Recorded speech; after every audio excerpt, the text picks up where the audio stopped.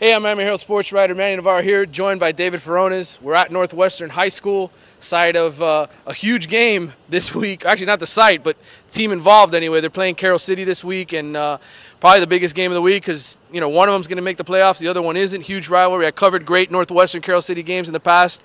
David, how do you think this one shakes out? Loser obviously does not go anywhere. They stay home.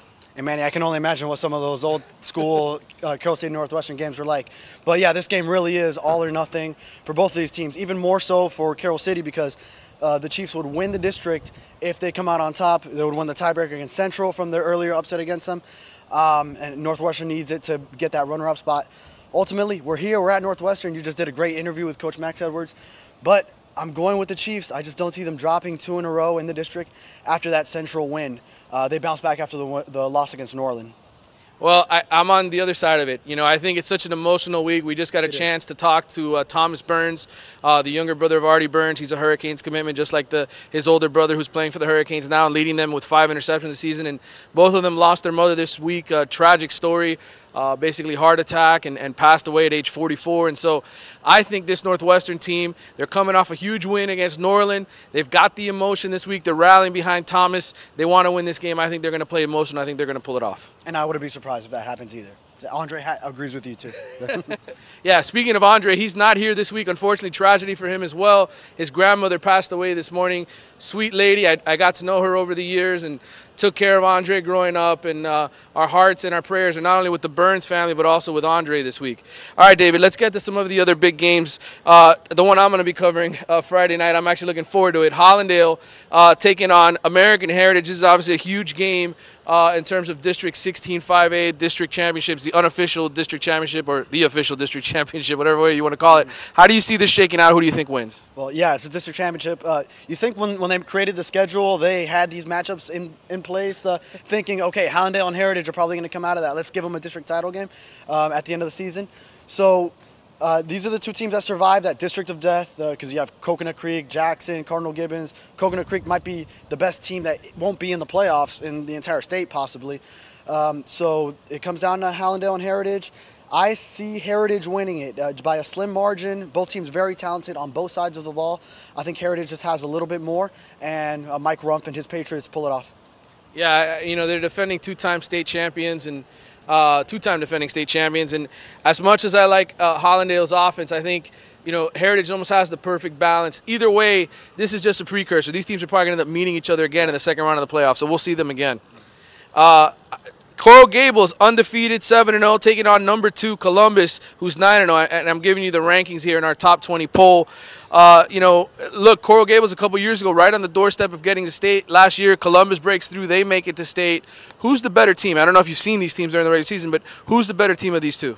Yeah, another matchup of 2 district winners, or they're in the playoffs, already clinched, and this will decide the district, both unbeaten at this point. I would give Columbus the edge here. We haven't seen either one lose. Coral Gables had a big game against South Dade, suspended because of rain. But I'll give Columbus a slight edge, just both sides of the ball. They are ranked number 1 right now in Class 8A by the AP. And they have talent at virtually every position. Not that Coral Gables doesn't. Coral Gables has an elite defense, especially when you consider those 3 linebackers, running back Amir Rasul. But I think Columbus is just slightly more complete. And again, like you mentioned with Hallandale Heritage, these teams will meet again, in all likelihood, in that regional semifinal round. Yeah, I'm with you. I'm picking Columbus to win there. All right, these 2 teams aren't ranked, but they've got pretty good records. You've got a 7-1 Sunset team taking on an undefeated team from Manor Academy. This is as well as a district championship. Yeah, District 16 7A, that huge district, and these are the 2 teams that have survived it, Sunset and Manor Academy. You got to love what Sunset has done, but I will go with Manor. I can't go against Coach Cazzulo right now. He hasn't lost a game yet at Manor. He's bringing that St. Thomas Aquinas mentality over to Manor and the Lions over there in Hialeah. Yeah, I think they're a little bit more battle-tested, some of those kids. Sunset, not to take anything away from what they've done, but I think Manor, you saw who they played in the preseason. They took on, I guess, Carol City, and they've played some good teams throughout the season. So, to me, they're the more prepared team. And I like this matchup up in Broward County, a team that's had a great season. Piper, they're undefeated. They're at the bottom of our poll now, ranked 19th at 8-0. They're playing at number 3 Deerfield Beach, who did knock off St. Thomas. They're 7-1, 7 p.m. kickoff Friday. What are your thoughts on this one? Does Piper have a chance to pull the upset? Man, let me flip this on you for a second. What was the #1 song in the country last time Piper was in the playoffs? I don't know. You must know. No, I was hoping you knew. I actually don't know. But I'm guessing it's MC Hammer. Something MC, you can't touch this or something? No, not that long ago. But it was 2003, so I would imagine it was like In the Club by 50 Cent or Get Low by Lil Jon and the East Side Boys, one of those. Anyways, it's been a long time since Piper's been in the playoffs. They're 8-0. They're unbeaten. They've clinched a spot already. So this is another one of those district title games. Deerfield Beach, though, I ultimately see them pulling this out. I think they have too much. More battle-tested. Like you said, they already beat St. Thomas Aquinas. I think they handle Piper and the Bengals. I'll be at this game, so I don't want to say too much. But, yes, ultimately, Deerfield Beach should handle them. I think Buck Pride at home, right. As good a season as Piper's had, as great a job as that coaching staff has done, Buck Pride at home. All right. Any other big matchups? I know you have a list there Andre's left you with. What else do you got on the docket? Well, yeah, there's several other ones. You know, we can't get to all of them. We're on time restrictions here. But Belen Coral Reef, that'll have huge playoff implications in District 15, 8A, for not just those two teams involved, but Southwest as well. We have St. Thomas Aquinas, Ely, for all intents and purposes, in that 3-team District 14, 7A. That is the district championship. Ely is already in just because they won one game against Fort Lauderdale. This might be, I don't know when the last time there was a one-win team come out and make the playoffs in a district that had at least 3 teams in it, where you don't just get an automatic bid.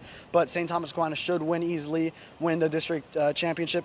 And also Dillard, they'll be playing Boynton Beach for that runner-up spot in District 15, 6A, which Boyd Anderson is atop of. All right. Well, that wraps it up for this week's breakdown. We'll see you next week. Maybe Andre will be back. Hopefully. We're with you, Andre.